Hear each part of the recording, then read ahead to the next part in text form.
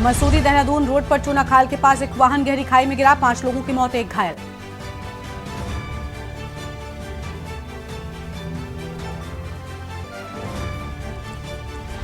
उत्तराखंड में बेकाबू हो रही जंगलों की आग, बीते 24 घंटे में 64 जगह पर धधके जंगल, 2 की मौत। तो सीएम धामी की हाई लेवल मीटिंग। चारधाम की तैयारियों पर समीक्षा बैठक, तैयारियों की समीक्षा, राज्यपाल ने अधिकारियों को दिए निर्देश। देहरादून साइबर पुलिस की बड़ी कार्रवाई, 12 फर्जी वेबसाइटों को किया बंद, हेली टिकट बुक कराने का कर रही दावा। उत्तरकाशी में अंतिम दौर में चारधाम यात्रा की तैयारी, तीर्थयात्रियों के लिए बसों की नई किराया सूची जारी, 5% की वृद्धि। देहरादून में पहाड़ी इलाकों में आज बदलेगा मौसम, मौसम विभाग ने 5 जिलों में बारिश की जताई संभावना, उत्तरकाशी, रुद्रप्रयाग, चमोली, बागेश्वर में होगी बारिश। आप देख रहे हैं के न्यूज, खबरों का सारथी। नमस्कार, आप देख रहे हैं के न्यूज इंडिया। मैं हूं आपके साथ गरिमा वाजपेयी और अहम खबर से बुलेटिन की शुरुआत करते हैं। मसूरी से खबर है, जहां पर मसूरी देहरादून मार्ग पर भीषण हादसा हो गया है। चूनाखाल के पास एक कार दुर्घटनाग्रस्त हो गई है। तेज रफ्तार अनियंत्रित होकर पलटी कार और हादसे में 4 युवकों और 1 युवती की मौत की खबर सामने आई है। एक युवती गंभीर रूप से घायल हुई है।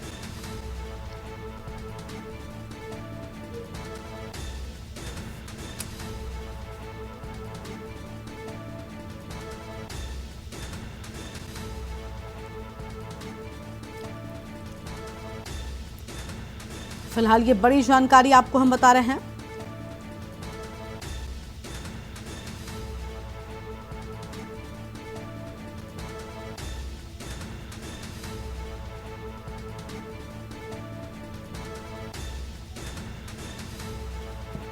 चूनाखाल के पास एक कार दुर्घटनाग्रस्त हो गई। कार में कुल 6 लोग सवार थे।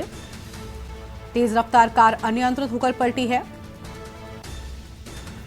हादसे में 4 युवकों और युवती की मौत की बात सामने आई है।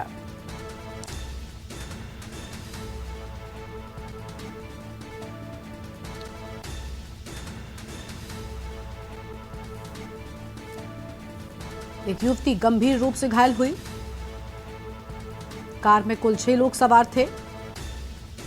बड़ी खबर आपको हम बता रहे हैं मसूरी से, जहां पर मसूरी देहरादून मार्ग पर भीषण हादसा हुआ।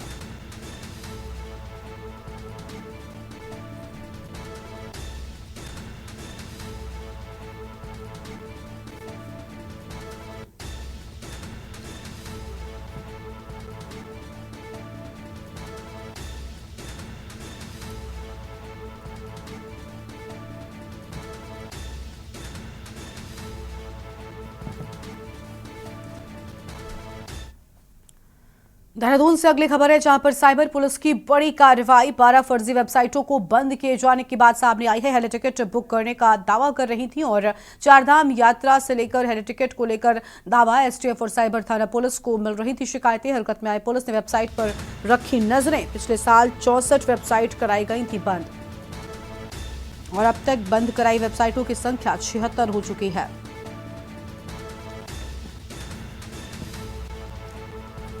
ये बड़ी खबर आपको हम बता रहे हैं।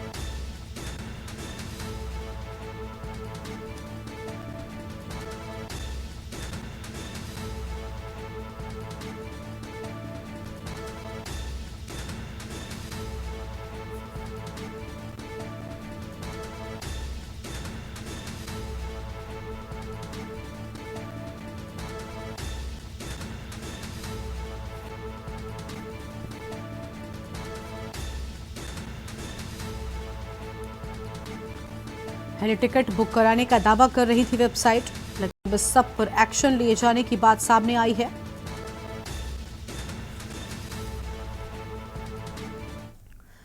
और अगली खबर है देहरादून से, जहां पर पहाड़ी इलाकों में आज बदलेगा मौसम। मौसम विभाग ने 5 जिलों में बारिश की संभावना जताई है। तो मौसम विभाग की ओर से 5 जिलों में बारिश की संभावना जताई गई है। ये अहम जानकारी आपको हम बता रहे हैं।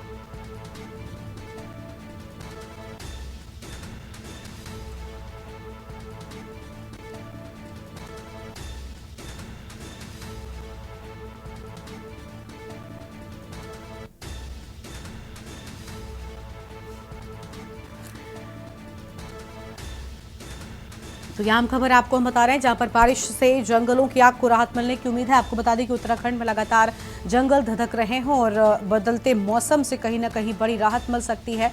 देहरादून से बड़ी खबर, मौसम विभाग की ओर से 5 जिलों में बारिश की संभावना जताई गई है। बारिश से जंगलों की आग को राहत मिलने की उम्मीद नजर आ रही है। अहम खबर आपको हम बता रहे हैं, जहां पर बारिश से जंगल की आग को राहत मिल सकती है। बताया जा रहा है कि उत्तराखंड में मौसम का मिजाज बदलने वाला है। पहाड़ी इलाकों में आज मौसम बदलेगा।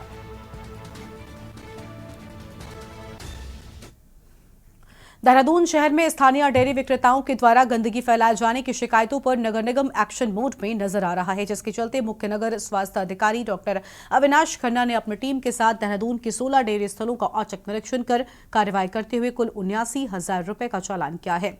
इस बात पर डॉक्टर अविनाश खन्ना ने कहा कि डेयरी मालिकों के द्वारा उनके पशुओं के मलमूत्र को नालियों में बहाने की शिकायतें लगातार जनता से मिल रही थी और साथ ही उन्होंने कहा कि इसकी वजह से नालियों के चौक हो जाने और पानी जमा होने की शिकायत पाई गई, जिसके लिए इनका चालान किया गया और भविष्य के लिए चेतावनी भी दे दी गई है।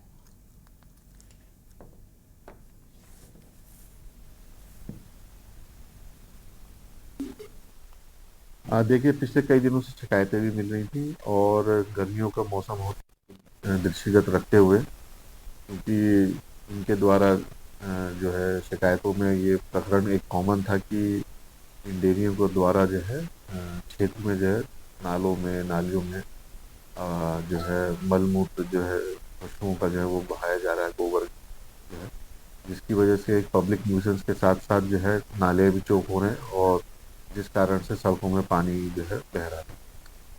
प्राय देखने में आता है कि इससे जो है गंदगी की वजह से न केवल बदबू अपितु जो है कई प्रकार के जो संक्रमण हो गए उसे भी फैलने का डर रहता है। और कांग्रेस के प्रदेश महामंत्री नवीन जोशी ने कांग्रेस मुख्यालय देहरादून में प्रेस कॉन्फ्रेंस की, इस दौरान उन्होंने कहा कि कांग्रेस निकाय चुनाव की तैयारियों के क्रम में देहरादून नगर निगम के सभी 100 वार्डों में जनसंवाद कार्यक्रम करेगी, जिसमें भाजपा के नेतृत्व वाले निवर्तमान बोर्ड की नाकामी को जनता के सामने रखा जाएगा। उन्होंने कहा कि भाजपा सरकार एक बार फिर से निकाय चुनाव को टालने का प्रयास कर रही है, इसलिए कांग्रेस जनता के बीच जाकर जनसंवाद के जरिए समर्थन जुटाएगी।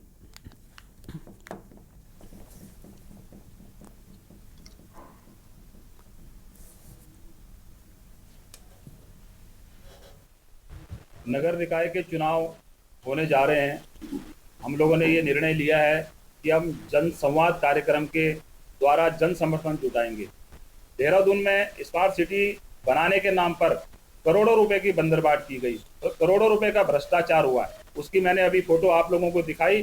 देहरादून के अंदर जो LIC की बिल्डिंग है जर्जर हालत में है, उस पे LIC ने बोर्ड चस्पा किए हैं कि ये बिल्डिंग गिरने वाली है, गिरासू भवन है। बावजूद इसके मुख्यमंत्री जी ने यहाँ पे इन्वेस्टर समिट किया और करोड़ों रुपए उस बिल्डिंग में लगा दिए गए। जो बिल्डिंग टूटने वाली है उसका जनता को कोई फायदा होने वाला नहीं है। राज्यपाल retired lieutenant general Gurmeet Singh Raj Bhavan Dehradun में चारधाम की तैयारियों की समीक्षा की है और इस दौरान राज्यपाल ने अधिकारियों को चारधाम यात्रा के सुचारू संचालन और फीडबैक के साथ रिपोर्टिंग के लिए एक एकीकृत डैशबोर्ड बनाने के निर्देश भी दिए हैं। राज्यपाल ने पर्यटन, परिवहन, स्वास्थ्य और पुलिस विभाग के अधिकारियों से अब तक की तैयारियों का ब्यौरा भी लिया है। राज्यपाल ने कहा कि चारधाम यात्रा की ड्यूटी सुबह 9 बजे से शाम 5 बजे तक वाली ड्यूटी नहीं है, बल्कि इसमें प्रत्येक अधिकारी एवं कर्मचारी को पूरे समर्पण भाव से कार्य करना होगा। अधिकारी पिछले सालों के अनुभव से सीख लेते हुए चुनौतियों से निपटने का रोडमैप तैयार करते हुए काम करें। यात्रा से जुड़ी सभी सेवाओं में लगातार सुधार भी करते रहना होगा। Artificial intelligence, drone, mobile app आदि के माध्यम से भी यात्रियों को सुविधाएं दी जाएं। यात्रा संबंधी विभिन्न सूचनाओं को एक स्थान पर एकत्रित करने से सभी विभागों को समाधान एवं प्रबंध करने में सहायता मिलेगी।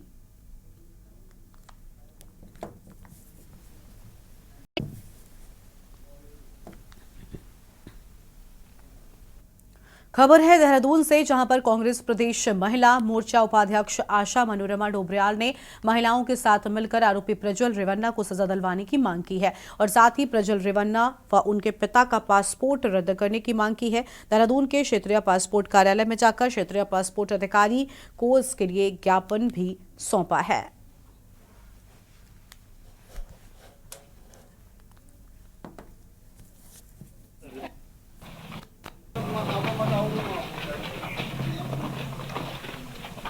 अरे हो गया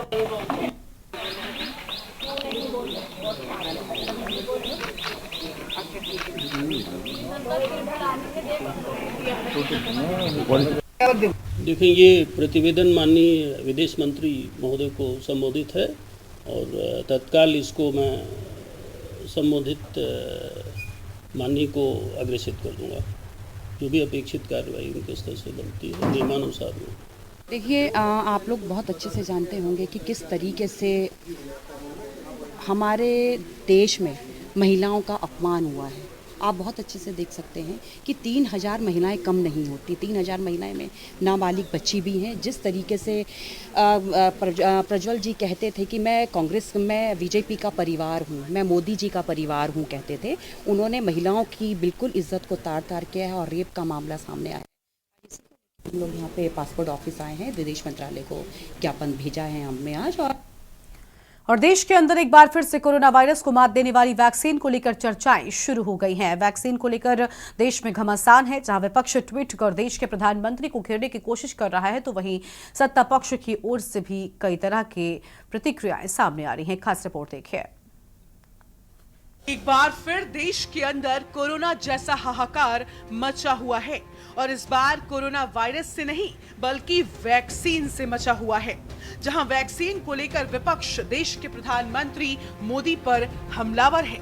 अपने ट्विटर अकाउंट से वैक्सीन का साइड इफेक्ट को देश के प्रधानमंत्री नरेंद्र मोदी की लापरवाही बता रहे हैं। कोई ट्वीट करके साइड इफेक्ट से हुई मौत पर मुआवजे की मांग कर रहा है, तो कोई वैक्सीन का श्रेय साहब का और साइड इफेक्ट के जिम्मेदार नेहरू जी लिखकर मोदी का मजाक बना रहा है। तो कोई लिख रहा है वैक्सीन के साइड इफेक्ट। ये बातें तो खुद वैक्सीन कंपनी ने भी कही हैं। मोदी को मिला चंदा, जनता को मिला हार्ट अटैक। आम आदमी पार्टी के नेता संजय सिंह ने भी अपने ट्विटर अकाउंट से ट्वीट कर भारतीय जनता पार्टी को घेरने की कोशिश की है। संजय सिंह लिखते हैं कि बीजेपी की केंद्र सरकार ने जनवरी 2021 में कोविशील्ड वैक्सीन को ठेका दिया और 1 करोड़ 10 लाख डोज मांगी गई। इस समय इसका दाम 150 रुपए था। इसके बाद जब ये वैक्सीन बाजार में आई तब इससे हाहाकार मच गया और मार्च 2021 में दुनिया के कई देशों ने इस पर बैन लगा दिया। मार्च 2021 में जब पूरी दुनिया इस वैक्सीन पर बैन लगा रही थी, तब हमारे प्रधानमंत्री फिर से इसी कंपनी को 10 करोड़ डोज का ऑर्डर दे चुके थे। उन्होंने कोविशील्ड नाम की एक कंपनी को वैक्सीन का ठेका दिया। जनवरी 2021 में यह ठेका दिया गया और 1 करोड़ 10 लाख डोज इस कंपनी से मांगी गई। उसका दाम रखा गया 150 रुपए। उसके बाद जब ये वैक्सीन मार्केट में आई तो दुनिया के कई हिस्सों में हाहाकार मच गया, क्योंकि इस वैक्सीन को लगाने से वहां दुष्प्रभाव सामने आए, लोगों के लिए और मुश्किलें बढ़ी। और मार्च 2021 में दुनिया के इन तमाम देशों ने कोविशील्ड के ऊपर बैन किया। जर्मनी ने, इटली ने, फ्रांस ने, स्पेन ने, नीदरलैंड ने, आयरलैंड ने, डेनमार्क ने, नॉर्वे ने, आइसलैंड ने, ऑस्ट्रिया ने, ये सारे देशों ने। तो वहीं दूसरी ओर भारतीय जनता पार्टी भी कहां चुप रहने वाली थी। इन सब के जवाब देने में उतर पड़े उत्तराखंड के पूर्व कोषाध्यक्ष आशीष गुप्ता। आशीष गुप्ता ने सभी के ट्वीट का जवाब देते हुए कहा कि विपक्ष के नेताओं को खाली आदत है सवाल उठाने की। देश के प्रधानमंत्री नरेंद्र मोदी ने वैक्सीन देकर न जाने कितनी जानें बचाई हैं और पहला टीका अपने खुद लगवाया और हर मेडिसिन पर कुछ न कुछ साइड इफेक्ट होता ही है और आज कोरोना को 2 साल हो चुके हैं। विपक्षी नेताओं की खाली आदत है कि जो हो रहा है क्यों हो रहा है, अच्छा हो रहा है तो क्यों हो रहा है। इसी आदत के तहत जब कोरोना फैला तो उन्होंने कहा पूरा भारत में लोग मर जाएंगे, देश हमारा बर्बाद हो जाएगा। विदेशी ताकतों के साथ मिलकर उन्होंने ऐसी ट्वीट करने की कोशिश करी, देश के लोगों के मान सम्मान और आत्मविश्वास को दिखाने की कोशिश करी। लेकिन जब मोदी ने टीका दिया, फ्री टीका दिया, देश के करोड़ों करोड़ों लोगों की जान फ्री में बचा दी, वो लोग अचंभित हो गए। उस समय भी उन्होंने ये ड्रामा करा, ये टीका मार देगा, ये कर देगा, वो कर देगा। लेकिन मोदी जी ने सबसे पहले आके वैक्सीन का टीका लगाया और लोगों ने उसको सराहा। और आज हम देखते हैं कि पूरे विश्व में हमारे जहाँ विकसित देश परेशान हो गए, उनकी स्वास्थ्य सेवाएं चरमरा गई। भारत अडिग खड़ा है और कहीं ना कहीं और तेजी से विकसित राष्ट्र बनने की तरफ चल। देश के अंदर चुनावी माहौल है तो कोरोना वायरस की इस वैक्सीन को लेकर विपक्ष लगातार हमलावर है और तमाम मौतों का जिम्मेदार मोदी को विपक्षी ठहरा रहे हैं। तो वहीं दूसरी ओर मोदी की सफाई में भारतीय जनता पार्टी के नेता भी अब मैदान में उतर गए हैं। ऐसे में देखने वाली बात होगी कि वैक्सीन का मुद्दा विपक्ष के लिए कितना फायदेमंद होता है और भारतीय जनता पार्टी को कितना नुकसान पहुंचाता है। के न्यूज के लिए काशीपुर से अजहर मलिक की रिपोर्ट। लोकसभा चुनाव के बीच उत्तराखंड में कांग्रेस ने ईवीएम सुरक्षा पर सवाल खड़े कर दिए हैं। दरअसल पूर्व सीएम और वरिष्ठ कांग्रेस नेता हरीश रावत ने ईवीएम की सुरक्षा व्यवस्था को लेकर आशंकाएं व्यक्त करते हुए कई सवाल खड़े किए। उन्होंने सोशल मीडिया पर एक पोस्ट करते हुए कहा कि देहरादून रायपुर स्थित एक ईवीएम स्ट्रांग रूम में जाते हुए 2 लोग दिख रहे हैं। वहीं सीसीटीवी फुटेज का वीडियो शेयर करते हुए लिखा कि जहां परिंदे को भी पर नहीं मारना चाहिए, वहां ईवीएम स्ट्रांग रूम और उसके आसपास रायपुर स्टेडियम में मजदूर के वेश में कुछ लोग स्ट्रांग रूम के आसपास आराम से टहलते और आते जाते दिखाई दे रहे हैं।